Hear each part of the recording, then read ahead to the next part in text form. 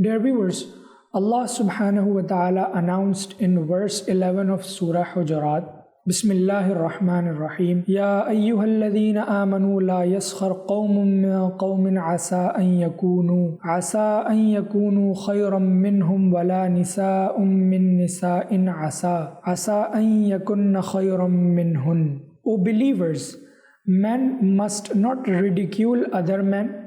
It is likely that the ridiculed are better than the mockers. Nor must the women ridicule other women. It is likely that the ridiculed women may be better than the mockers. The honor possessed by a Muslim means we must not make fun of them in any way. This part of verse 11 clarifies how men should not ridicule men, nor women ridicule women. Everyone has a particular temperament and way of going about their lives. We should not criticize any person's way of going things. We cannot critique people's clothing or lifestyle. Even if a person is a sinner, he should still be invited to righteousness in a good manner. Making fun of them is completely wrong. Sadly, this evil deed is everywhere nowadays. If someone wants to act upon the Sunnah and grow their beard, wear an imama, or keep the bottom of their trouser halfway up the shin, he is unfortunately subject to criticism. Poor people have their clothes made fun out of. Some make satirical impressions of others full of mockery and insults. Certain ignorant individuals do not even have an ounce of shame in making fun of things made a certain way by the divine. For example, a person may have one eye which is not aligned with the other. People call him cross-eyed and then make fun of him.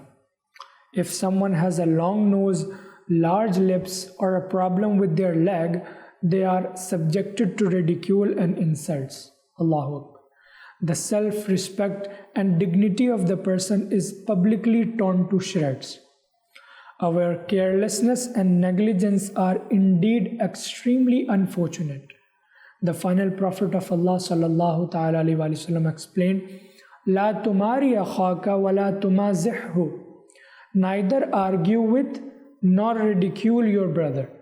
Another hadith says, the door of paradise shall indeed be opened for he who mocks people.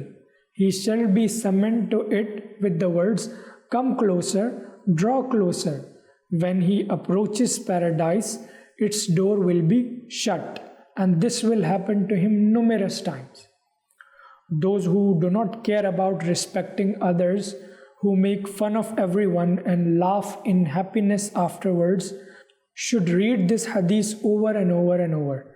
They should think deeply over what this means for them.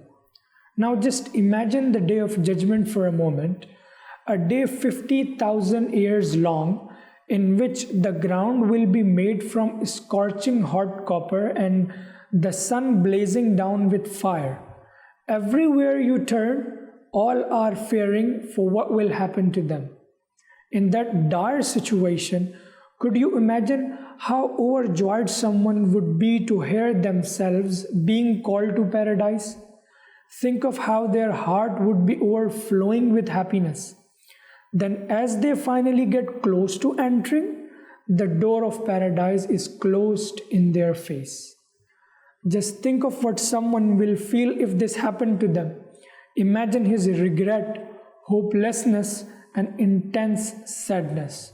Why did this happen to them? Because this unfortunate person made fun of other people in the world, and this is the return they will receive for this on the day of judgment. Dear viewers, for those who love Allah's Messenger, wherever a Muslim lives in the world, it is compulsory for us to never make fun of them at any cost. Sheikh Abdul Mustafa Azmi rahmatullahi ta'ala said, mocking a Muslim with one's tongue, gestures, or any other way in order to humiliate and belittle him is haram and an action that leads to hellfire. Tubu ilallah. astaghfirullah. Sallu ala al-Habib sallallahu ta'ala ala Muhammad sallallahu ta'ala alayhi wa alihi wa sallam. We love Madani Channel. We love Madani Channel.